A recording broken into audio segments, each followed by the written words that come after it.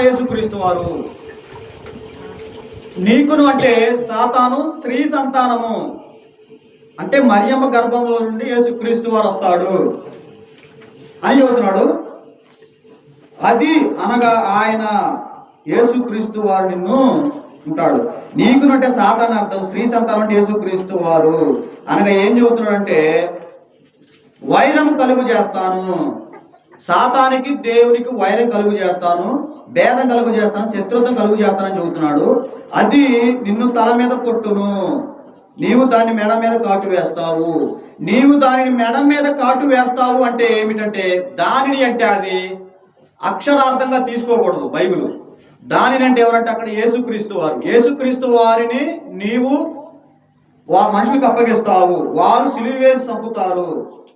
ఆయన ఏమన్నాడు, ఆయన నిన్ను మెడ మీద కొట్టుదు అని చెప్పాను అంటే నేను ఆయన్ని తిరిగి లేపుతాను. అంటే దేవుడు ఆయన మృతుల్లో నుండి యేసుక్రీస్తు వారిని తిరిగి లెగుస్తాడు. ఎందుకు లెగుస్తాడంటే వాళ్ళు ఆదాము అవ్వ పాపం చేశారు కాబట్టి వాళ్ళు ఆత్మీయంగా చచ్చిపోయారు కాబట్టి దేవుడు ఏం చేశాడంటే వాళ్ళని ఏదైనా తోటలోని గెంటేశాడు.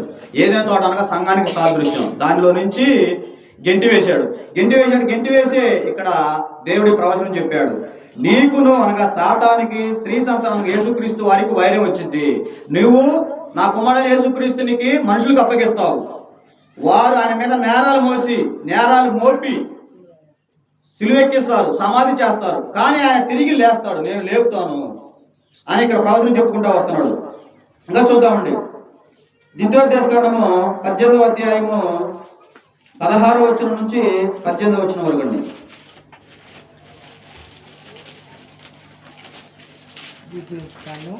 ద్వితీయోపదేశకాండము 18వ అధ్యాయము 16వ వచనం నుండి 18వ వచనం వరకు చదువుతున్నామండి.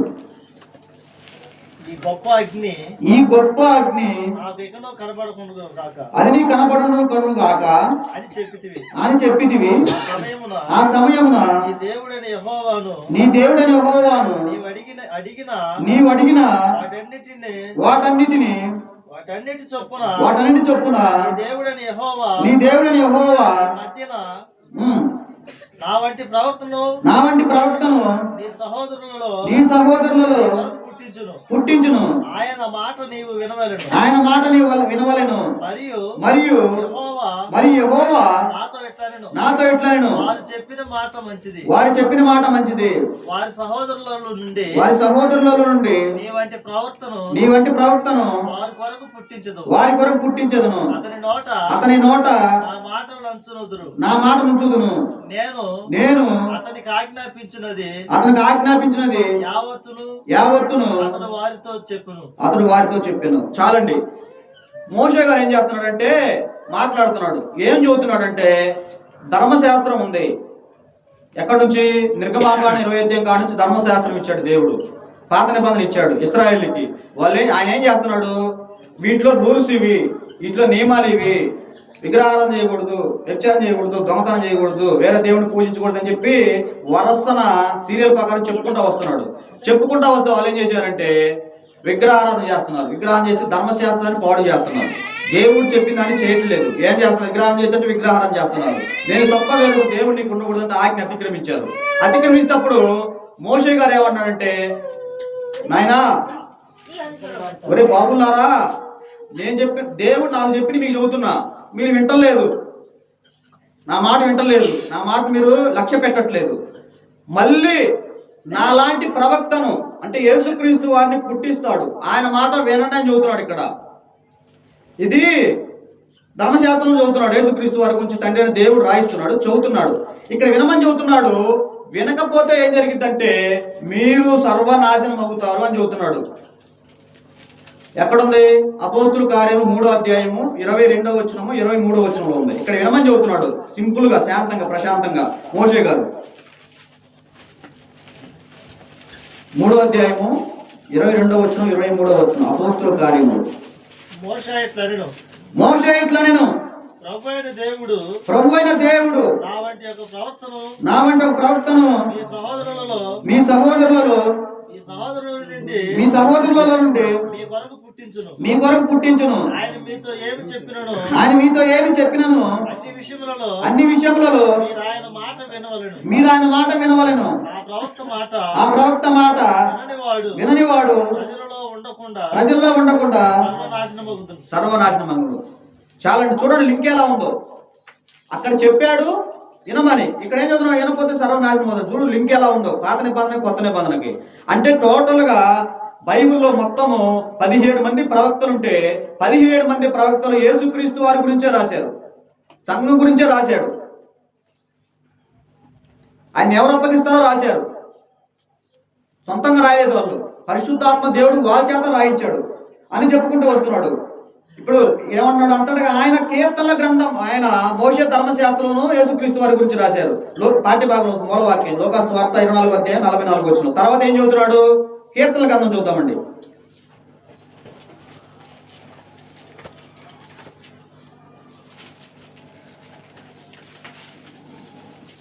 సారీ, ప్రవక్తల గ్రంథం చూద్దామండి. ప్రవక్తల గ్రంథం మీకా గ్రంథం 5వ అధ్యాయం 2వ వచనం.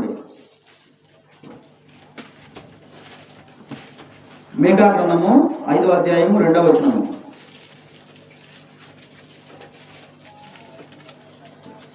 బెత్లెహేము ఎఫ్రాతా, పేజీ నెంబర్ 766 అండి. బెత్లెహేము ఎఫ్రాతా, యోదా వారి కుటుంబములలో నీవు స్వల్పమైన గ్రామమైనను నా కొరకు ఇశ్రాయేలును ఏలుబోవాడు నీలో నుండి వచ్చును. పురాతన కాలం మొదలుకొని శాశ్వత కాలము ఆయన ప్రత్యక్షమగుచుండెను. ఏమని చెబుతున్నాడంటే, దేవుడు ఏమని చెబుతున్నాడంటే, ప్రవక్త అయిన మీకా గారికి, ప్రవక్త అంటే దేవుడు చెప్పిన దానిని మనుషులకు ఉన్నదన్నట్టు చెప్పాలి. దేవుడు ఏదైతే చెప్పాడో అదే చెప్పాలి. ప్రవక్త అంటే ఏంటి? దేవుని నోరు. ఇర్మియా గ్రంథం 1వ అధ్యాయము 9వ వచనం. దేవుడు ఏదైతే చెప్పాడో అదే ఇశ్రాయేలు ప్రజలకు చెప్పాలి. అలాగే ఇప్పుడు మీకా గారితో దేవుడు చెబుతున్నాడు. ఏం చెబుతున్నాడు? మీకా, వాళ్ళు నేను చెప్పినట్టు ఇంటలేదు, నాకు ఎదురు తిరుగుతున్నారు, విగ్రహం చేద్దని విగ్రహం చేస్తారు, వారి ఇష్టానుసారంగా వాళ్ళు నడుచుకుంటున్నారు, చేసుకున్నారు. కాబట్టి వాళ్ళ వల్ల నాకు ఉపయోగం లేదు. నేను యేసుక్రీస్తు వారిని పుట్టిస్తాను.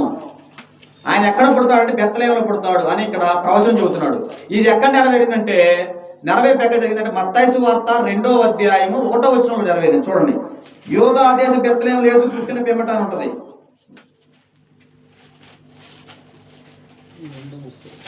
మత్తయి సువార్త 2వ అధ్యాయము 1వ వచనం అండి. రాజైన హేరోదు దినముల యందు యోదయ దేశ బెత్లెహేములో చాలండి. ఏమన్నాడు? అక్కడ ఏం చెప్పాడు? ఇశ్రాయేలు ఏలువాడు బెత్లెహేములో నుండి వస్తాడు.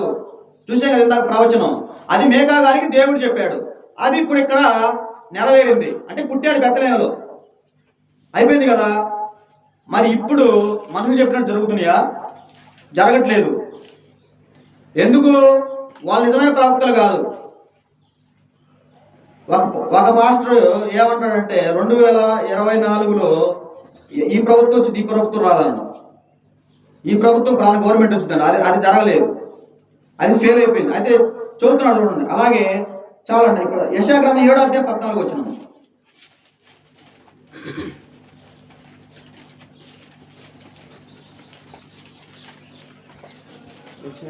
7వ అధ్యాయం 14 వచ్చినాము. కాబట్టి ప్రభువు తానే ఒక సూచన మీకు చూపును, ఆలకించుడి. కన్యక గర్భవతి కుమారుని కని అతనికి ఇమ్మానుయేలు పేరు పెట్టుదు. చాలండి.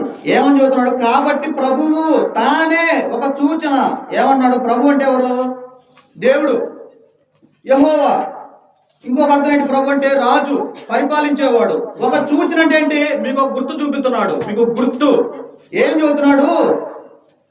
ఆలకించుడు. కన్యక గర్భవతి. కన్యక అంటే ఏంటి? ఏ పురుషుడి ముఖం చూడనిది, ఆమెను కన్యక అంటారు. కుమారుని కని గర్భవతి కుమారునికి అతనికి ఇమ్మానుయేలు పేరు పెట్టు. ఇదేంటి? మీకా గారికి ఏమో యేసుక్రీస్తు బెత్లెహేములో పుడతాడని చెప్పు మీకా, ఇశ్రాయేలుకి అన్నాడు తండ్రి అయిన దేవుడు. ఇక్కడ ఏం చదువుతున్నాడు? యెషయా గారికి ఇంకో ప్రవచనం చదువుతున్నాడు. ఏం చదువుతున్నాడు? ఆయన కన్యక గర్భాన పుడతాడు యెషయా, నువ్వు ఇశ్రాయేలు ప్రజలకు చెప్పు. ప్రవక్తల్ని దేవుడు ఏ విధంగా వాడుకుంటున్నాడు చూడండి. అయితే ఇక్కడ ఇది ఎక్కడ నెరవేరింది? మత్తయి సువార్త 1వ అధ్యాయము 21వ వచనము 22వ వచనం నెరవేరింది.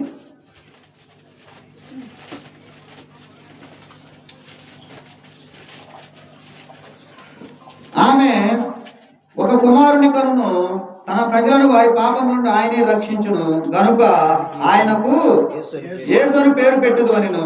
ఇదిగో కన్యక గర్భవతి కుమారుని కనును, ఆయనకి ఇమ్మానుయేలు పేరు పెట్టుదు అని ప్రభు తన ప్రవక్త ద్వారా చెప్పిన మాట నెరవేరినట్లు ఇదంతయు జరిగెను. ఏమని చెబుతున్నాడు? కన్యక గర్భవతి కుమారుడు పుడతాడు అని యెషయా గారికి దేవుడు చెప్పాడు. యెషయా గారు ఇశ్రాయేలుకి చెప్పాడు. ఇది ఎక్కడ నెరవేరింది? మత్తయి సువార్త 1వ అధ్యాయము 21వ వచనంలో నెరవేరింది. చూడండి, అలా చెప్పుకుంటూ వస్తున్నాడు చూడండి. అయితే ఇర్మీయా గ్రంథము 31వ అధ్యాయం 31వ వచనము.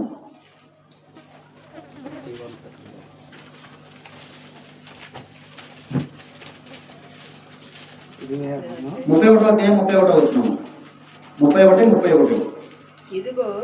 చదవండి. ఇదిగో నేను ఇశ్రాయేలు వారితోను యూదా వారితోను క్రొత్త నిబంధన చేయు దినములు వచ్చుచున్నవి. ఇదే వాక్కు.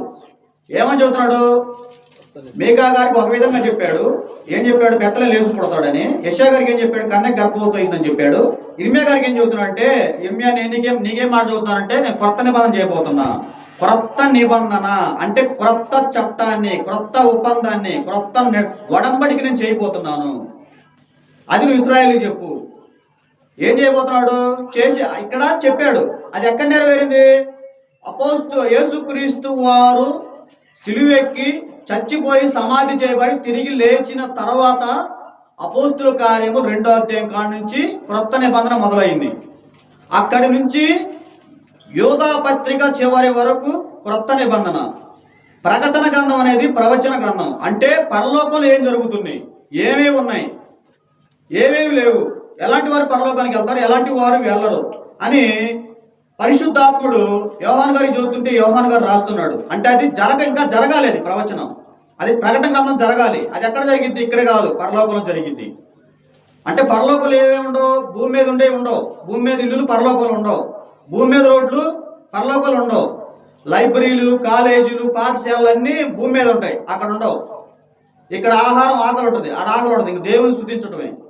అలాగా ఇలా ఉంటుంది పరలోకంలో. నువ్వు రాయి యోహాను అని తండ్రి దేవుడు చదువుతుంటే, పరిశుద్ధాత్ముడు చదువుతుంటే ఆయన రాశాడు, చెప్పుకుంటూ వస్తున్నాడు. అలాగే కీర్తన గ్రంథంలో కూడా యేసుక్రీస్తు వారి గురించి రాశారు.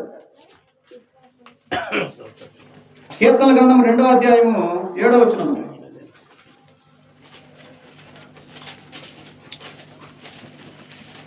కీర్తన గ్రంథం 2వ అధ్యాయము 7వ వచనము.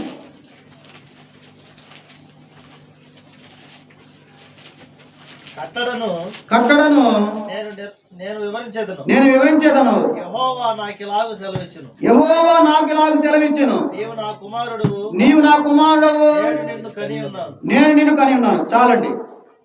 కట్టడను నేను నీకు చెబుతున్నాను. దేవుడిని ఏ విధంగా నమ్ముకోవాలి, ఏ విధంగా నమ్ముకోకూడదు, సువార్త ఏ విధంగా నమ్మాలి, సువార్త అంటే ఏంటి, సంఘం అంటే ఏంటి, నేను మొత్తం నీకు చదువుతున్నాను, వివరంగా చదువుతున్నాను అని అంటున్నాడు. యెహోవా నాకు ఇలాగ సెలవిచ్చున్నాడు. అంటే దేవుడు నాకు ఇలాగ చెబుతున్నాడు, దేవుడు నాతో ఇలాగ మాట్లాడుతున్నాడు. ఏమని మాట్లాడుతున్నాడు అంటే, నీవు నా కుమారుడవు, నేను నిన్ను కని ఉన్నాను. అంటే ఇది మనిషి గురించి కాదు, యేసుక్రీస్తు వారి గురించి. అర్థమవుతాడు నేను చెప్పేది? యేసుక్రీస్తు వారి గురించి. నీవు నా కుమారుడవు, నేను నిన్ను కని ఉన్నాను అంటే భౌతిక పరం సంబంధమైనది కాదు, ఇది భార్య భర్తల సంబంధమైనది కాదు. ఎందుకన్నాడంటే ఆయన యేసుక్రీస్తు వారిని మృతులలో నుండి లేపుటను బట్టి నీవు నా కుమారుడవు, నేను నిన్ను కన్ని ఉన్నానని బిరుదు, దేవుని కుమారుడని బిరుదు వచ్చింది. అర్థమవుతుందండి? అంతేగాని ఆయనకి పెళ్ళైంది, ఆయనకి భార్య, అది కాదు, తప్పుడు పోదది. ఏం చెబుతున్నాడు? మృతుల్లో నుండి ఆయన మరణాన్ని గెలిచి తిరిగి లేపాడు దేవుడు. దాన్ని బట్టి నీవు నా కుమారుడు, నేను నిన్ను కని ఉన్నాను అన్నాడు. సొంత మాట బైబిల్లో చూద్దాం. అపోస్తుల కార్యములు 13వ అధ్యాయము 33 వచ్చిన 34 వచ్చినండి. ఈ కన్నడం అంటే దాని అర్థం నీవు నా కుమారుడు, నేను కని ఉన్న దానికి అర్థం అక్కడ చదువుతున్నాడు లూకా గారు. అపోస్తుల కార్యములు 13వ అధ్యాయము 34 వచ్చినము 33.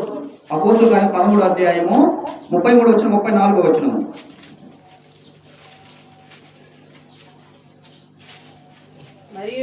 మరియు కుళ్ళు పట్టకుండా ఆయనను మృతుల్లో నుండి చాలండి. ఏమన్నాడు? మరియు కుళ్ళు పట్టకుండా అంటే సాధారణంగా మనం చనిపోతే మన శరీరాలు కుళ్ళిపోతాయి, మనం చచ్చిపోతే శరీరం మట్టిలో కలిసిపోయింది. కానీ యేసుక్రీస్తు వారి శరీరం కుళ్ళిపోవట్లేదు, తిరిగి ఆయన లేపుతున్నాడు. అర్థమవుతుందా? లేవుటను బట్టి నీవు దేవుని కుమారుడు అయ్యా, నీవు నా కుమారుడు, నేను కంటి నేను మాట మాట్లాడాడు. సమయం సందర్భం అది. అంతేగాని నీవు నా కుమారుడు, నేను నిన్ను కని ఉన్నాను, దేవుని కుమారుడు బిరుదు ఎందుకు వచ్చిందంటే ఇది ఆన్సర్, దానికి సొల్యూషన్ ఇది అని ఆ విధంగా చెప్పుకుంటూ వస్తున్నాడు. అర్థమైంది కదండి. అలాగే 16 అధ్యాయం 11 వచనం కీర్తన గ్రంథము.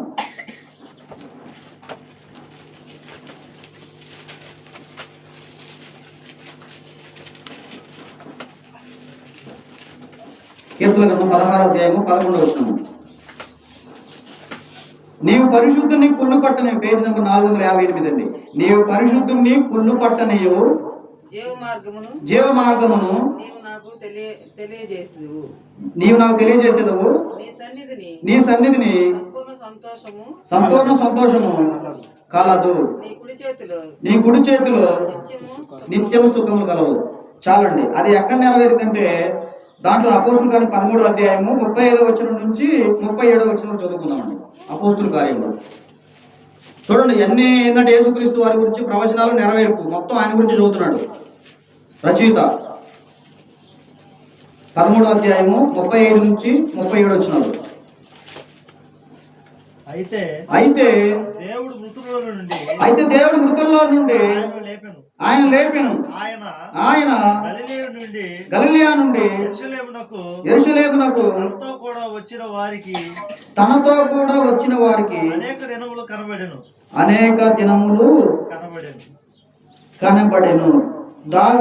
35వ అధ్యాయం 13వ అధ్యాయం 35వ వచనం నుంచి 37వ వచనం వరకండి.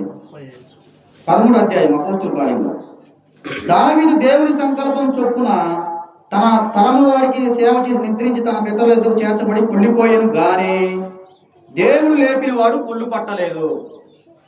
అంటే దావీదు గారు చనిపోయారు, భక్తుడైన దావీదు గారు చనిపోయారు, ఆయన శరీరం కుళ్ళిపోయింది. కానీ యేసుక్రీస్తు వారి శరీరం కుళ్ళిపోలేదు. అక్కడ ఏం చెబుతున్నాడు? నువ్వు నా శరీరాన్ని కుళ్ళు పట్టనేవు. అర్థమైందండి? కుళ్ళు పట్టని చెప్పాడు అంటే యేసుక్రీస్తు వారి శరీరం కుళ్ళిపోలేదు, ఆయన తిరిగి లేచాడు, దేవుడు లేపాడు. అందుకని ఆయన నీవు నా కుమారుడు, నేను నిన్ను కని ఉన్న దేవుని కుమారుని బిరుదు వచ్చింది ఆయనకి.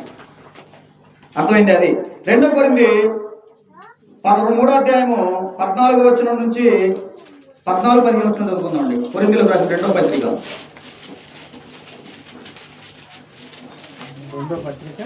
3వ అధ్యాయము 14వ వచనం 15వ వచనం అండి. పేజీ నెంబరు 160 అండి. మరియు వారి మనసులు కఠినములాయను గనుక నేటి వరకు పాత నిబంధన చదవబడినప్పుడు అది క్రీస్తునందు కొట్టివేయబడినని వారికి తేటపరచబడక ఆ ముసుకే నిలిచి ఉన్నది. నేటి వరకు మోషే గ్రంథము వారు చదువునప్పుడల్లా ముసుకు వారి హృదయంలో ఉన్నది. చాలండి. ఏమని చెప్తారంటే మరియు వారి మనసులు అంటే ఎవరో ఇశ్రాయేలు యూదుల మనసు కఠినములాయని. ఏ విధంగా కఠినములాయని అంటే హృదయం అనేది లేదు, స్పందించట్లేదు, కఠినమైపోయింది, మొద్దు బారిపోయింది. ఎందుకు కఠినమైంది? ఈయన ఏమన్నాడంటే నన్ను నమ్ముకోండి, నేను దేవుని దగ్గర తీసుకెళ్తాను, నా మాట నమ్మని యేసుక్రీస్తు వారు చదువుతుంటే నువ్వు మరియ కుమారుడివి, యోసేపు కుమారుడు, శరీరాకారంతో వచ్చావు అని చెప్పి నమ్మటం లేదు. అదే అంటున్నాడు పౌలు గారు. కఠినములాయను నేటి వరకు పాత నిబంధన చదువునప్పుడు అది క్రీస్తునందు కొట్టివేయబడెను. నేటి వరకు పాత నిబంధన అంటే పాత ఒప్పందము, పాత ఉడంబడిక చదువునప్పుడు అది క్రీస్తునందు కొట్టివేయబడెను. అంటే యేసుక్రీస్తు వారు నెరవేర్చి కొట్టివేశాడు. అర్థమైందా? యేసుక్రీస్తు వారు నెరవేర్చి కొట్టివేశాడు. ఇందాక చూసాం కదా మనం. ధర్మశాస్త్రంలో మోషే గారు యేసుక్రీస్తు వారి గురించి రాశాడు, ప్రవక్తల గ్రంథంలో ప్రవక్తలు మోషే గారి గురించి రాశారు, కీర్తన గ్రంథంలో యేసుక్రీస్తు వారి గురించి రాశారు. అదేమో ఒకటి వరుసన స్టెప్ బై స్టెప్ చూసుకుంటా వచ్చాము. అన్ని ఏంటి? నెరవేరిని అయిపోయినాయి. అలా నెరవేరిని అయిపోయినాయి కాబట్టి ఇక్కడ కొట్టివేయబడింది చదువుతున్నాడు. చూడండి, లోకా సువార్తకి కొరింథీ పత్రిక లింక్ ఎలా వస్తుందో చూడండి. అయితే టోటల్ గా యేసుక్రీస్తు అయితే ఏమంటున్నాడంటే పాత నిబంధన చదువునప్పుడు అది క్రీస్తునందు కొట్టివేయబడింది. అంటే పాత ఒప్పందం, పాత ఉడంబడిక యేసుక్రీస్తు వారు నెరవేర్చి కొట్టివేశాడు.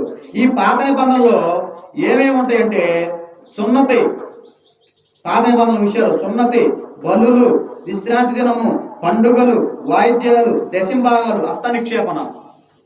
పాత నిబంధనల విషయాలు సున్నతి, బలులు, విశ్రాంతి దినము, పండుగలు, వాయిద్యాలు, దశంభాగాలు, హస్త నిక్షేపణ అన్నీ రద్దు చేసి పడేశాడు.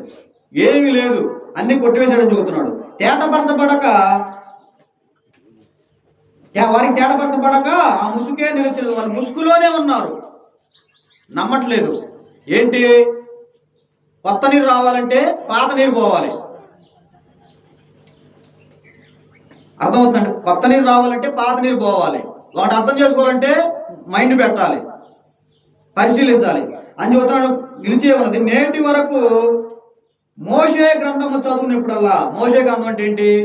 పాత నిబంధనే, రెండు ఒకటే. మోషే గ్రంథము చదువునప్పుడల్లా వారి ముసుగు వారి హృదయంలో ఉన్నది, కానీ వారి హృదయం ప్రభు వైపు నాకు ఎప్పుడు తిరుగున ఆ ముసుగు తీసేయబడింది. ఇక్కడ రెండు తేడాలు ఉన్నాయి, గమనించాలి. ఏంటంటే పాత నిబంధన మా 14 వచనం చదువుతున్నాడు, కింద 2 వచనం ముసుగు అన్నాడు.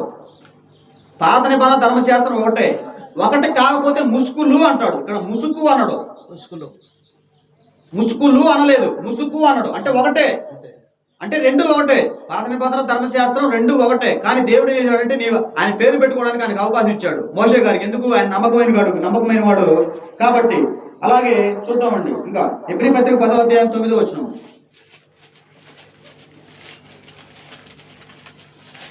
హెబ్రీ పత్రిక 10వ అధ్యాయము 9వ వచనం. ఆయన 202 పేజీ నెంబరు. ఆయన నీ చిత్తం నెరవేర్చుటకు ఇదిగో నేను వచ్చినానని చెప్పుచున్నాడు. ఇవన్నీ ధర్మశాస్త్రం చొప్పున అర్పింపబడుచున్నవి. ఆ రెండవ దానిని స్థిరపరచుటకు మొదటి దానిని కొట్టివేచున్నాడు. ఆయన అంటే ఎవరు? యేసుక్రీస్తు వారు. నీ చిత్తము అంటే దేవుని యొక్క చిత్తము, దేవుని యొక్క పనిని నెరవేర్చడానికి ఇదిగో నేను వచ్చి ఉన్నానని చెప్పుచున్నాను. దేవుని చిత్తాన్ని నెరవేర్చడానికి నేను భూమి మీదకి వచ్చాను, దేవుడు నన్ను పంపించాడు, నేను మొదట అపోస్తుల్ని అని చెబుతున్నాడు. నేను వచ్చినా చెప్పుచున్నాడు. ఇవన్నీ ధర్మశాస్త్రం చెప్పున. ఇవన్నీ ఏంటంటే ఇవి సున్నతి, బలులు, విశ్రాంతి దినము, పండుగలు, వాయిద్యాలు, దశంభాగాలు, హస్త నిక్షేపణ. ఇవన్నీ ధర్మశాస్త్రం చొప్పున పాత నిబంధనల విషయాలు అర్పింపబడుచున్నవి. ఆ రెండవ దానిని స్థిరపరచకు. రెండోది అంటే ఏంటి? క్రొత్త నిబంధన, క్రొత్త ఒప్పందము, క్రొత్త వడింపడి స్థిరపరచు. మొదటి దానిని కొట్టివేయుచున్నాడు. దేవుడు నాకు అధికారం ఇచ్చాడు, దానిని నెరవేర్చి కొట్టివేస్తున్నానని చెబుతున్నాడు. అలాగే 8వ అధ్యాయము 13వ వచనం. హెబ్రీ పత్రిక 8వ అధ్యాయము 13వ వచనం. ఆయన క్రొత్త నిబంధన చెప్పుట చేత మొదటిది పాతదిగా చేసి ఉన్నాడు. ఏది పాతగిలి ఉడిగిపోవును అదృశ్యమగుటకు సిద్ధముగా ఉన్నది. ఆయన అంటే యేసుక్రీస్తు వారు. క్రొత్త నిబంధన చెప్పుట మొదటిది పాతదిగా చేసి ఉన్నాడు.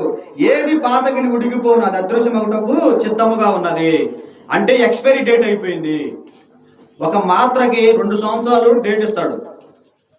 2024 జనవరి 1 తయారైతే మాత్ర టాబ్లెట్ 2026 జనవరి 1 దాకా మాత్రం ఎక్స్పైరీ డేట్ ఉంటుంది. తర్వాత జనవరి 2 నుంచి ఎక్స్పైరీ డేట్ ఉండదు, అయిపోయింది. దాన్ని వేసుకున్నాం అనుకో ప్రాణానికి ప్రమాదం. అలాగే ధర్మశాస్త్రం కూడా ఏంటంటే యేసుక్రీస్తు వారు చనిపోయేంత వరకు, చనిపోక ముందు అమల్లో ఉంది. యేసుక్రీస్తు వారు చనిపోయి సమాధి చేయబడి తిరిగి లేచిన తర్వాత ఎక్స్పైరీ డేట్ అయిపోయింది. అర్థమవుతుంది? ఎక్స్పైరీ డేట్ అయిపోయింది ధర్మశాస్త్రానికి. అది వెనక్కి వెళ్ళిపోయింది. క్రొత్త నిబంధన చట్టాన్ని తీసుకొచ్చాడు. ఆ వెనక్కి వెళ్ళిపోయిన దాంట్లో కూడా విశ్రాంతి దినం కూడా లేదు. ఇంకా మీరు అడిగారు, విశ్రాంతి దినం కూడా లేదు. పాత నిబంధన ప్రకారము ఇశ్రాయేలుకు విశ్రాంతి దినం శనివారం. మత్తయి సువార్త 28వ అధ్యాయం 1వ వచనం. మత్తయి సువార్త 28వ అధ్యాయం 1వ వచనం.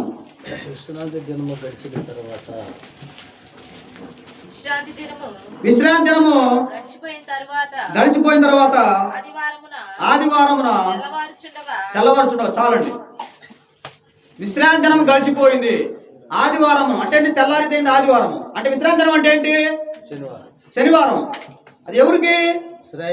ఇశ్రాయేలుకి. అర్థమైందా? అప్పుడు అది కూడా ఏంటి, పాత నిబంధనల విషయమే. దాన్ని ఏం చేశాడు, కొట్టివేశాడు. ఎన్ని విషయాలు, పాత నిబంధనల విషయాలు, సున్నతి, బలులు, విశ్రాంతి దినము, పండుగలు, వాయిద్యాలు, దశంభాగాలు, హస్త నిక్షేపణ, ఇవన్నీ పాత నిబంధనల విషయాలు.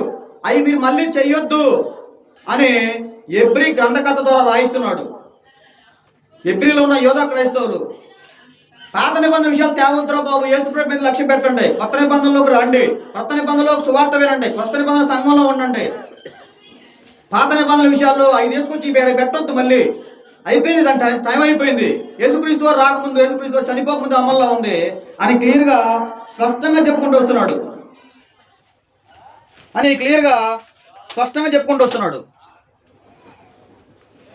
అలాగే ఎఫెసీయులకు రాసిన పత్రిక 2వ అధ్యాయము 14వ వచనము.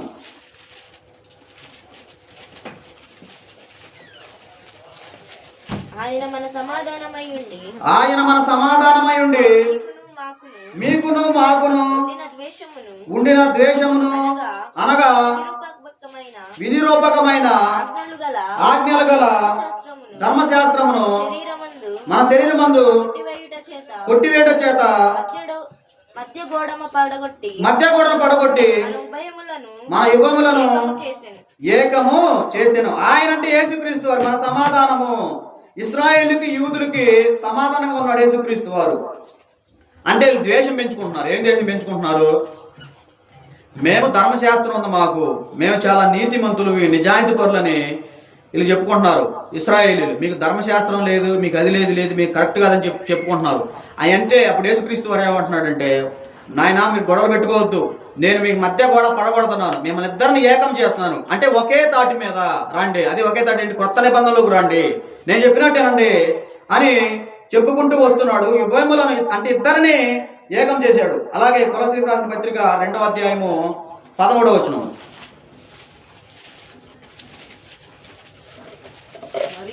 మరియు అపరాధముల వల్లను శరీరమందు సున్నతి పొందక ఉండుట వలన మీరు మృతులై ఉండగా దేవుడు రాతరూపకమైన ఆజ్ఞల వలన మన మీద రుణముగాను మనకు విరోధముగాను నుండిన పత్రమును మేకులతో సిలువకు కొట్టి దాని మీద చేవ్రాతను తుడిచివేసి మనకు అడ్డము లేకుండా దానిని ఎత్తివేసి చాలు.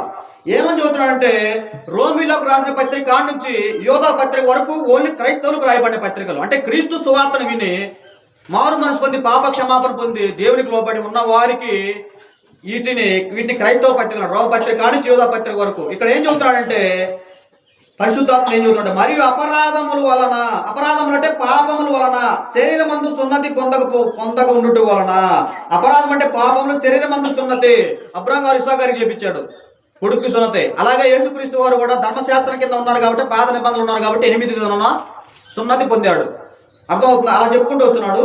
పొందుకుంటే మీరు మృతులై ఉండగా, మీరు అంటే దేవుల్లోకి రాకముందు, క్రీస్తులోకి రాకముందు మృతులయ్యారు. ఏ విధంగా మృతులయ్యారు? మృతులు అంటే చచ్చారు, మోటు భాషలో చచ్చారు. మృతులనే పదం సంస్కృత పదం. మీరు దేవుల్లోకి రాలేదు, లోకంలో ఉండి మీరు చచ్చారు. అందుకేమన్నాడు, మీరు మీ అపరాధముల చేత పాపముల చేత చచ్చిన వారై ఉండగా క్రీస్తు మీతో కూడా బ్రతికించాను. అంటే క్రీస్తులోకి వచ్చారు, క్రీస్తులోకి మీరు మారు మనసు పొందారు, పాప క్షమాపణ పొందారు, బాప్తిజం పొందారు, సువార్త విన్నారు, సువార్తకు లోబడ్డారు. మీలో జీవం వచ్చింది, అంటే ప్రాణం వచ్చింది, జీవం వచ్చింది అని చదువుతున్నాడు. మృతులైనగా దేవుడు వ్రాతపూర్వకమైన ఆజ్ఞలు గల, వ్రాతపూర్వకంగా అంటే దేవుడు తన చేతి వ్రేలుతో రాశాడు ధర్మశాస్త్రం, పాత నిబంధన ఆజ్ఞలు మోషే గారికి ఇచ్చారు.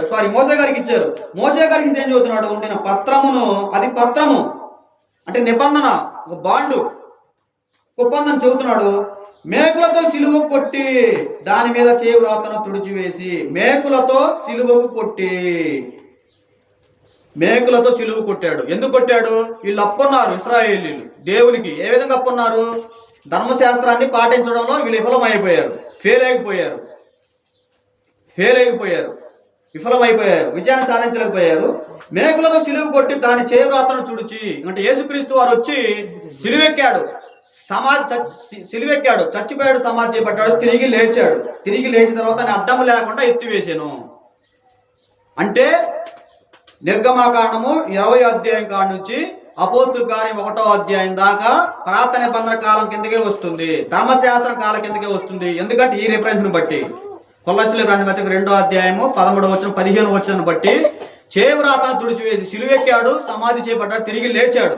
అక్కడ నుంచి కొత్త నిబంధన అమల్లోకి వచ్చింది. అలాగే రోమీయులకు రాసిన పత్రిక 10వ అధ్యాయము 4వ వచనము, విశ్వసించు ప్రతి వానికి నీతి కలుగుటకై, పేజ్ నెంబర్ 140 అండి. విశ్వసించు ప్రతి వానికి నీతి కలుగుటకై క్రీస్తు ధర్మశాస్త్రమునకు సమాప్తి అయి ఉన్నాడు. పాత నిబంధనలో వాళ్ళు విశ్వాసాన్ని కోల్పోయారు, నమ్మకాన్ని కోల్పోయారు.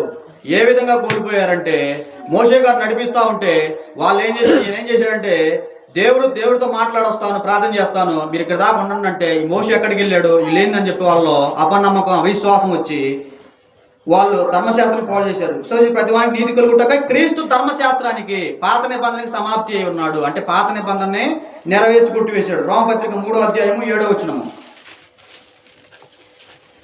రోమపత్రిక 3వ అధ్యాయం 27వ వచనము, పేజ్ నెంబర్ 135. కాబట్టి 135 పేజ్ నెంబర్. కాబట్టి అతిశయ కారణం ఎక్కడ, అది క్రీస్తునందు కొట్టివేయబడిన. కాబట్టి అతిశయ కారణం ఎక్కడ, అది క్రీస్తునందు కొట్టివేయబడిన. అంటే యేసుక్రీస్తు వారే టోటల్ గా దాన్ని నెరవేర్చి కొట్టివేశాడు. ఏంటి మనం చెప్పుకున్నది, పాత నిబంధన అనేది యేసుక్రీస్తు వారు మాత్రమే నెరవేర్చి కొట్టివేశాడు. అది మొదటి పాయింట్. రెండోది పాత నిబంధన ఎవరికి ఇవ్వబడింది, దేవుడు ఎవరికి ఇచ్చారు, ఎవరు చేయాలి, అది చూద్దామండి. ఎవరికి ఇవ్వబడింది? రెండోది కీర్తనల గ్రంథము 78వ అధ్యాయము 8వ వచనము,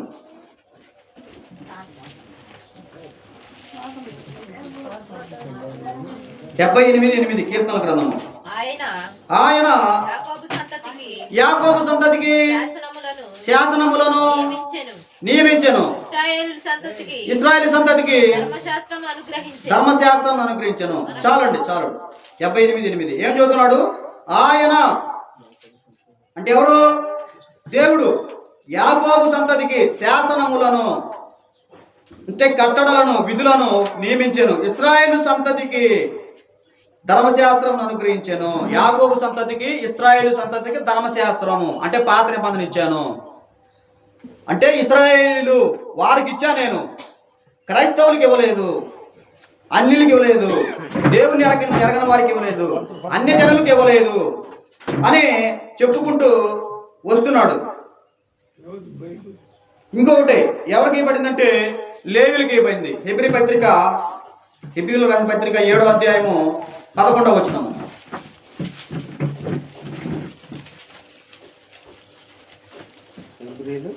హెబ్రీయులకు రాసిన పత్రిక 7వ అధ్యాయం 11వ వచనము.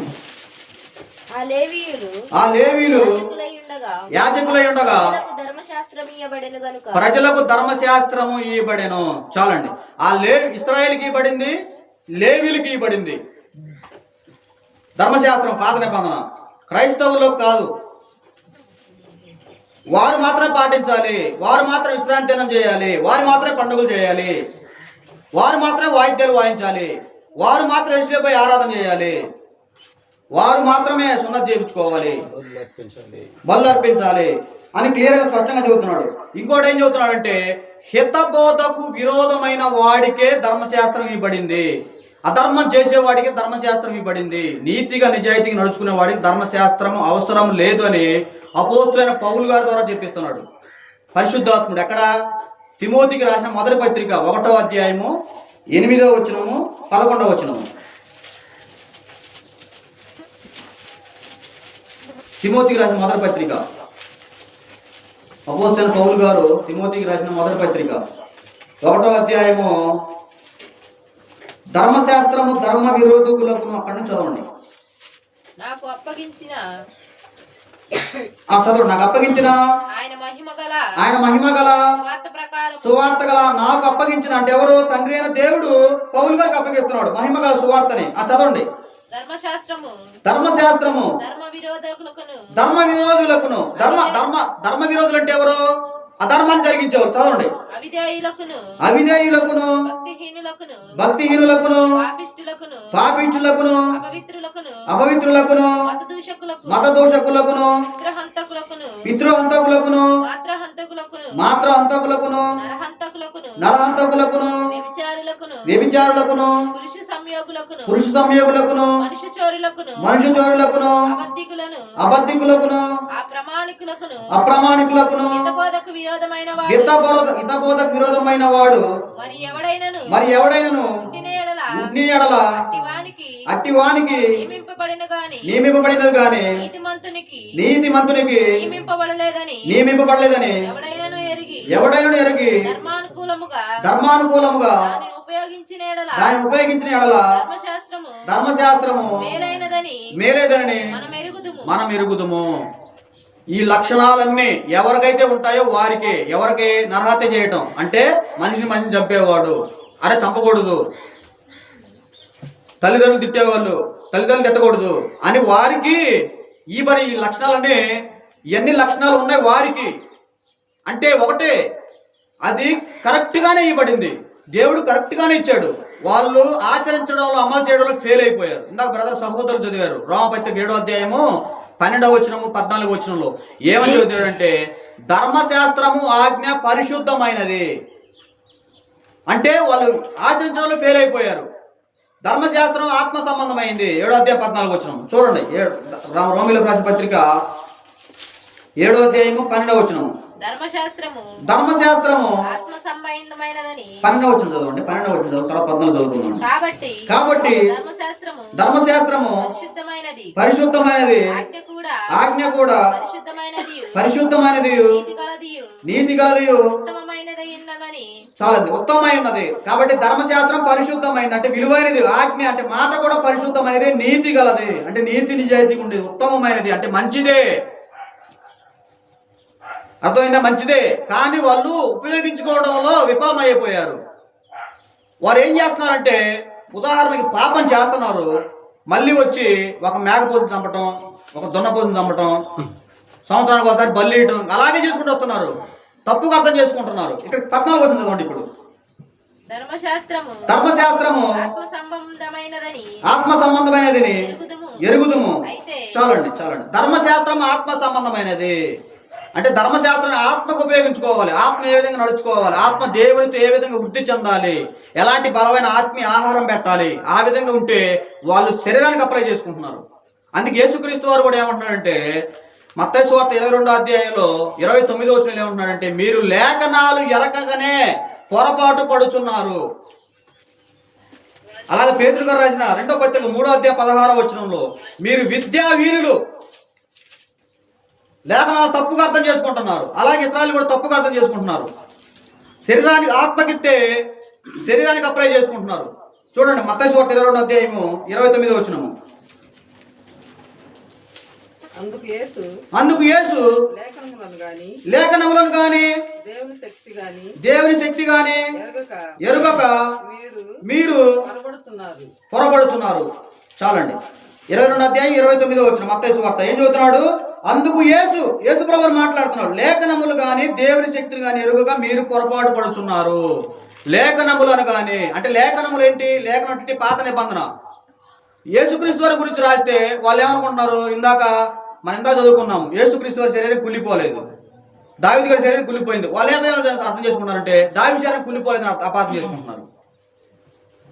అర్థమవుతున్నారు? చూడు ఎలా అపార్థం చేసుకుంటున్నారు, అలాగ అర్థం చేసుకుంటున్నారు. ఇంకా వీళ్ళ గురించి ఏమన్నారంటే పేతురు గారు వారు విద్యా విహీనులు అంటే విద్య లేని పామరులు, చదువులేని వారు. చూద్దాం అన్నమాట కూడా పేతురు గారు రాసిన 2వ పత్రిక 3వ అధ్యాయము 16వ వచనం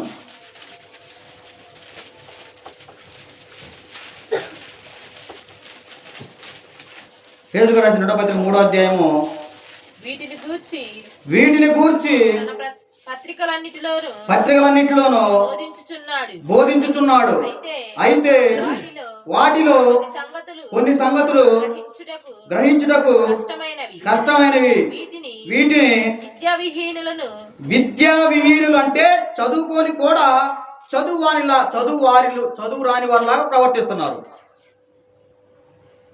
చదువుండి కూడా సంస్కారం లేదు అంటారు కదా లోక సామెత, చదువుకున్నాడు కానీ వాడి మేలని.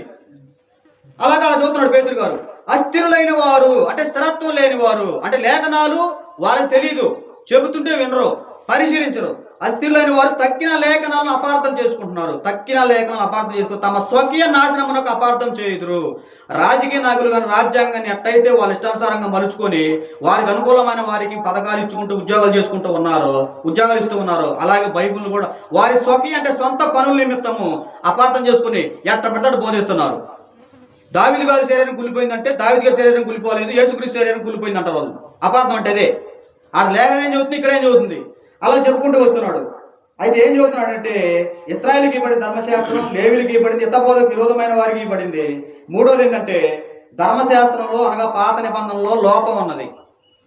ఎబ్రీయులకు రాసిన పత్రిక 8వ అధ్యాయము 7వ వచనము.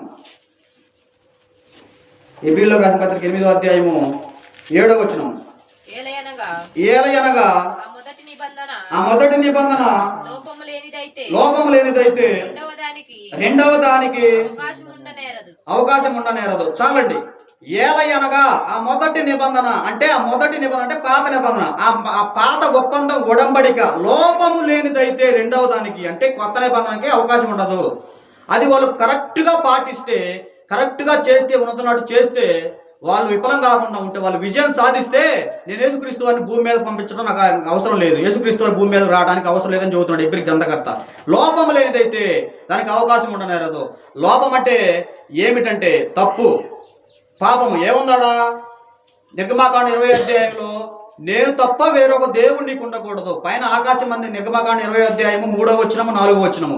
నేను తప్ప వేరొక దేవుడు నీకు ఉండకూడదు. పైన ఆకాశం అందే కానీ భూమి అందే కానీ దేని స్వరూపమును చేసుకోకూడదు, వాటికి మొక్కకూడదు అని క్లియర్గా స్టేట్మెంట్ ఇచ్చాడు దేవుడు నిర్గమాకాండ 20వ అధ్యాయం 3, 4 వచనాల్లో. కానీ అక్కడ నిర్గమాకాండ 20వ అధ్యాయం అలా జరిగింది. ఈ నిర్గమాకాండ 33వ అధ్యాయం 32వ అధ్యాయము 4వ వచనం 5వ వచనం 6వ వచనంలో ఏం చెబుతున్నాడంటే, నాకు సమయం లేదు కాబట్టి గబగ చెప్పుకుంటూ వెళ్తున్నాను. ఏమని చెబుతున్నాడంటే ఒక దూడం చేసుకొని విగ్రహారాధన చేస్తున్నారు, పిచ్చిగా తినడం తాగడం చేస్తున్నారు, గంతులు వేస్తున్నారు. వేస్తుంటే అప్పుడు అది 32వ అధ్యాయం జరిగింది. 33వ అధ్యాయంలో 5వ వచనంలో మోషే ఒక్క క్షణం ఆగు, మొత్తాన్ని నాశనం చేసి పడేస్తాను అంటున్నాడు. నేను చెప్పిందంటే వాళ్ళు చేసింది ఏంటంటే దేవునికి కోపం వచ్చింది, దేవునికే కోపం వచ్చింది. మరి సాధారణ మనుషులు నీకు నాకు రాదా?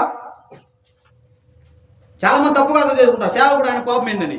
దేవుని కోపం వచ్చింది, మరి యేసుక్రీస్తు వారికి కోపం వచ్చింది. కోపాడలేదు యేసుక్రీస్తు వారు? విశ్రాంతి రోజు కోపాడాడు.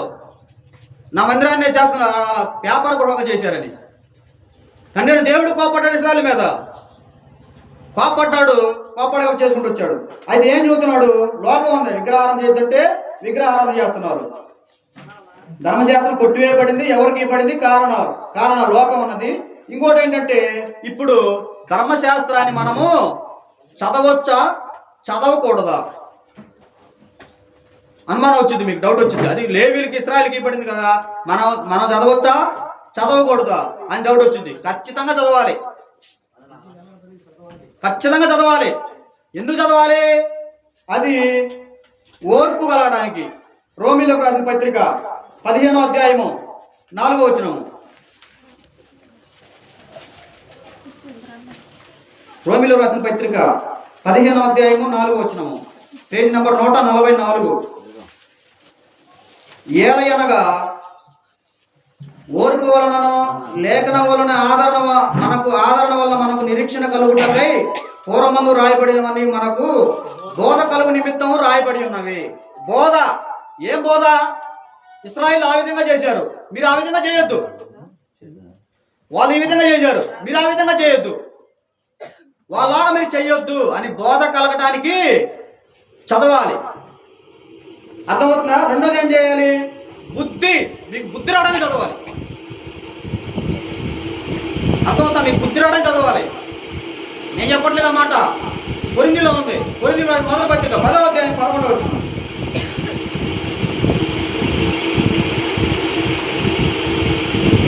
కొరింథీలో రాసిన మొదటి పత్రిక 10వ అధ్యాయము 11వ వచనం. ఈ సంగతులు 152 పేజీ నెంబర్. ఈ సంగతులు దృష్టాంతరములుగా వారికి సంభవించి యుగాంతమందున్న మనకు బుద్ధి కలుగుటకై రాయబడిను. ఈ సంగతులు అంటే పాత నిబంధనల విషయాలు, ధర్మశాస్త్రముల విషయాలు దృష్టాంతరములుగా అంటే మన కల్లారా మనం చూసాము. వారికి సంభవించి అంటే ఇశ్రాయేలుకు సంభవించాయి. యుగాంతమందున్న మనకు బుద్ధి కలగటకై వ్రాయబడెను. వారికి ఆ విధంగా నేను బుద్ధి చెప్పాను. చెప్పినట్టు వినలేదు కాబట్టే 40 సంవత్సరాలు నడిచేటట్టు చేశాను, శిక్ష చేశాను. బుద్ధితో ఒక్క రోజులో పోయే ప్రయాణానికి ఎన్ని రోజులు పట్టింది? 40 సంవత్సరాలు పట్టింది. అంతే కదా, 40 సంవత్సరాలు పట్టింది. 4 సంవత్సరాలు పోయిన 40 సంవత్సరాలు పట్టింది. ఎందుకు? శిక్ష పడింది. అన్ని ఏమి ఇస్తుంటే వాళ్ళు కన్నుమిన్ని కాలేదు. ఆ విధంగా చెబుతున్నాడు. ఇంకోటి ఏం చెబుతున్నాడు? గలతీయులకు రాసిన పత్రిక 3వ అధ్యాయము 23వ వచనము 24వ వచనము. ధర్మశాస్త్రం మనల్ని నడిపించడానికి, క్రీస్తులో నడిపించడానికి బాల శిక్షకుడు ఆయన. అంటే క్రీస్తులోనికి ఏ విధంగా వెళ్ళాలి, ఏ విధంగా సువార్త వినాలి, ఏ విధంగా మారుమనసు పొందాలి, ఏ విధంగా బాప్తిజం పొందాలి, ఆ పాపాన్ని ఎలా పోగొట్టుకోవాలి అనే దానికి మార్గం చూపించింది. గలతీయులకు రాసిన పత్రిక 3వ అధ్యాయము 23వ వచనము 24వ వచనము. విశ్వాసము వెల్లడి కాక మునుపు ఇక ముందుకు బయలుపరచబడబోవు 24 చదవండి. కాబట్టి చదవండి. మన విశ్వాస మూలమున నీతిమంతులమని తీర్చబడినట్లు క్రీస్తునొద్దకు మనలను నడిపించుటకు ధర్మశాస్త్రము మనకు పాలశిక్షకుడు ఆయన. అంటే ఇప్పుడు ఉదాహరణకి నేను గుడిపాడు రావాలి, ఇక్కడికి రావాలి. నేను రావాలంటే ఎలా వస్తాను? ముప్పాలు వస్తాను, ముప్పాల నుంచి బస్సు ఎక్కుతాను, మళ్ళీ రంశాల్లో దిగుతాను. ఎలా ఉంది మార్గం దారి? అలా ఉంది మార్గం దారి. అలాగే ఈ పాత నిబంధన కూడా క్రీస్తులోకి ఈ విధంగా నడుచుకోవాలి, యేసుక్రీస్తు వారి మాట ఏ విధంగా వినాలి, ఏ విధంగా చేయాలి అనే దానికి రూట్ మార్గం దారి చూపించేది ధర్మశాస్త్రం. అంటే పాత నిబంధన ఒక లింకు చూపించింది, ఒక దారి చూపించింది. ఆ విధంగా చెప్పాడు. ఇప్పుడు చూడండి, ఎన్ని విషయాలు చెప్పాను నేను. పాత నిబంధన కొట్టివేయబడింది, మొదటి పాయింట్. తర్వాత ఎవరికి పడింది? పాత నిబంధన కొట్టివేయబడింది. ఏ విషయాలు అన్ని కొట్టివేయబడ్డాయి. 613 ఆజ్ఞలు ఉన్నాయి. నిర్గమాకాండం 20వ అధ్యాయం కాడ నుంచి అపోస్తుల కార్యం 1వ అధ్యాయం దాకా 613 మాటలు చెప్పాడు ఇశ్రాయేలుకి దేవుడు పాటించమని. కానీ వాళ్ళు అక్కడ కూడా పాటించలేదు. అన్ని విఫలమైపోయారు, ఫెయిల్ అయిపోయారు కాబట్టి దాన్ని నెరవేర్చేసి క్రీస్తు వారు కొట్టివేయబడ్డారు. తర్వాత రెండోది వారి ఎవరికి ఇవ్వబడింది? ఇశ్రాయేలుకి, లేవీయులకి ఇవ్వబడింది. తర్వాత మూడోది కారణాలు, నాలుగోది చదవచ్చా చదవకూడదా, ఓర్పు కలగటానికి, బుద్ధికి బోధ కలగటానికి, బుద్ధి కలగటానికి, బాల శిక్షుడు ఆగడానికి అది మనకి దేవుడిచ్చాడు, చదవాలి. కానీ అది మనం ఆచరించడానికి కాదు. దాన్ని ఒకవేళ నువ్వు కొట్టివేయబడలేదని అడ్డదిడ్డంగా మాట్లాడి నేను చేస్తానంటే నువ్వు యెరూషలేము పోయి ఆరాధన చేయాలి, సున్నతి చేయించుకోవాలి, బలులు ఇవ్వాలి, దశంభాగాలు ఇవ్వాలి, విశ్రాంతి దినం చేయాలి. విశ్రాంతి దినం అంటే కనీసం ఉమ్మి కూడా మింగకూడదు, పచ్చి మంచినీళ్ళు కూడా ముట్టకూడదు. యేసుక్రీస్తు ఉపవాసం ఉన్నాడంటే పచ్చి మంచినీళ్ళు కూడా తాగలేదు ఆయన. మనకు తెలిసిన విషయాలు, పచ్చి మంచినీళ్ళు కూడా తాగలేదు. ఆ విధంగా నువ్వు చేయాలి. యెరూషలేం పోవాలి, ఉండకూడదు. యెరూషలేం పోయి ఆరాధన చేయాలి, శనివారం చేయాలి ఆరాధన. నువ్వు పాటిస్తున్నావంటే నువ్వు క్రైస్తవుడు. 3 యుగాలు ఉన్నాయి. ఏమని? పితరుల యుగం, ధర్మశాస్త్ర యుగం, క్రైస్తవ యుగం. ఇప్పుడు పితరుల యుగం లేదు, ధర్మశాస్త్ర యుగం లేదు, క్రైస్తవ యుగం. మనందరం క్రైస్తవంలో క్రీస్తులోకి రావాలి, యేసుక్రీస్తు చెప్పినట్టు చేయాలి. చేయలేదు అనుకో, నేను చేస్తాను అనుకో. ఉదాహరణకు నువ్వు 612 ఆజ్ఞలు పాటించావు అనుకో మన మాట ప్రకారం 613 ఆజ్ఞ లాస్ట్ది, చివరిది నువ్వు పాటించలేదు. పాటించకపోయినా నువ్వు అపరాధివే, నువ్వు పాపివే. ఈ 612 కూడా అనవసరంగా వ్యర్థంగా పోయినట్టే, ఊరకపోయినట్టే, బూడిదలో వేసిన పన్నీర్ అయిపోయినట్టే. ఏది లెక్కలోకి రాదు. నేను చెప్పట్లేదు, బైబిల్లో ఉంది. యాకోబు పత్రిక 2వ అధ్యాయము 10వ వచనము.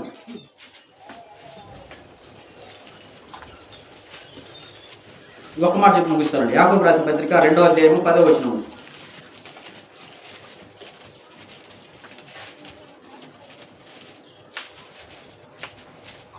ఎవడైనను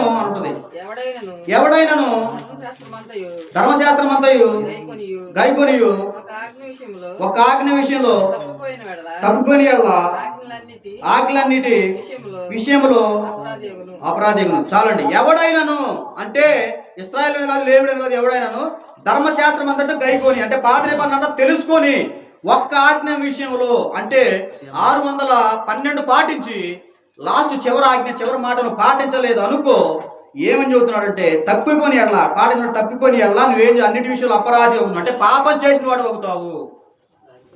ఎవరికి ఇచ్చిన పని వాళ్ళే చేయాలా, ఒకరి పని వాళ్ళు చేయకూడదు. కుక్క పని కుక్కే చేయాలా, గాడిద పని గాడిదే చేయాలా. ఒక యజమాని ఇంట్లో కుక్కని గాడిదని పెంచుకుంటున్నాడు, గాడిద బరువులు మోస్తుంది, కుక్క ఇంటికి కాపలా కాస్తుంది. గాడిద కుక్క మాట్లాడుకుంటున్నాయి, ఏం మాట్లాడుకుంటున్నాయి? గాడిద ఏమంటుందంటే కుక్కతో నేను బోబోము నరుతాను అని అంటుంది. గాడిద ఏమో సరేనని చెప్పి కుక్కను తీసుకొచ్చి కుక్క ప్లేస్లో కుక్క స్థానంలోకి గాడిద వచ్చింది, గాడిద స్థానంలోకి కుక్క పోయింది. దొంగోడు వచ్చాడు, కుక్క ఏమో అరవట్లేదు, గాడిద అరవట్లేదు, కుక్క స్థానంలో ఉందిగా, కుక్క నిద్రపోతుంది. ఏంది దీనికి రోజు చికెన్ మటన్ పలావ్ అన్నీ పెడుతున్నాను, అన్నీ చేస్తున్నాను, దొంగోడు తరవట్లేదు అని చెప్పి మొత్తం దోచుకుని వెళ్ళిపోయాడు. దీనికి విశ్వాసం లేదని బాధితులు పెట్టాడు, అటు పట్టు కొట్టాడు కర్ర తీసుకొని, పొట్టగా దాన్ని నడులు వెళ్ళిపోయింది. ఇప్పుడు మన నేటి క్రైస్తవులు మనం చేస్తున్నట్టు, క్రైస్తవులు కానీ పాత నిబంధన చేతులు పోకుండా అది చేస్తాడు, అది చూద్దాన పనే చేస్తాడు. అందుకే ఏం చేస్తున్నాడు, తెగుళ్ళు వస్తున్నాయి, కుటుంబాలు నెమ్మది ఉండట్లేదు, కుటుంబాలు శాంతి ఉండట్లేదు. దేవుడు చెప్పింది ఒకటి, ఇది చేసేది ఒకటి. విశ్రాంతి దినం చేతులు కాబట్టి ఇటు విశ్రాంతి దినం చేస్తాడు. పచ్చి మనుషులు కూడా పుట్టుకోకూడదు. అప్పట్లో పాత నిబంధనలు ఎట్లా ఉంటుందంటే ఒక వ్యక్తి పొల్ల ఏర్పడని పోయిండు, ఒక వ్యక్తి చూసి మోషే ఈయన విశ్రాంతి దినానా నువ్వు పొల్లేరుతుంటే పొల్లేరాడు, నిలబెట్టండి రాళ్ళతో కూడా చంపుతామన్నాడు, రాళ్ళతో కొట్టి చంపుతామన్నాడు. అలా ఉన్నాయి, కఠినంగా ఉన్నాయి. కాబట్టి యేసుక్రీస్తు అని పంపించి చేశాడు, ఎవరి పని వాళ్ళే చేయాలి. ఇప్పుడు దాకా ఓపికతున్నా మీ అందరికీ ప్రభు అయిన యేసుక్రీస్తు నామమున వందనాలు తెలియజేస్తున్నాను. అర్థమైందని అనుకుంటున్నాను. వాక్య ప్రకారం నడుద్దాం, వాక్య ప్రకారం అందరం పరలోకం పోదామండి.